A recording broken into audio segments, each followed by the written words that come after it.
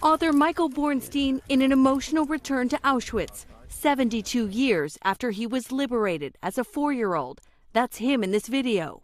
We are so lucky to be alive.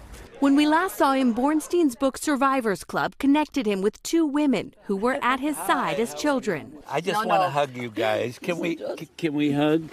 Only 52 children under 8 survived the Nazi concentration camp. Now Michael has met even more. At a book event in Detroit, Saul Schulman.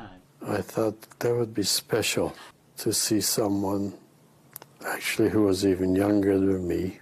He was 6 when both he and Michael were hiding, probably feet apart in the infirmary. German soldiers would come in periodically and yell for everyone to go out. I decided, as long as I can stay here, I will. Like Michael, it was a decision that likely saved his life. I didn't expect to find somebody who was there in the infirmary with me. He's met 4 other survivors. I'm a survivor too. And Michael's research has brought him something else.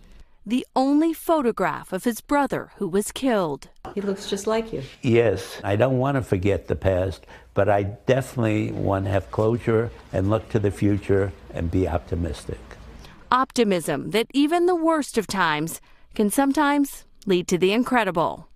Kristen Dahlgren, NBC News, North Caldwell, New Jersey. Hey, NBC News fans, thanks for checking out our YouTube channel. Subscribe by clicking on that button down here and click on any of the videos over here to watch the latest interviews, show highlights, and digital exclusives.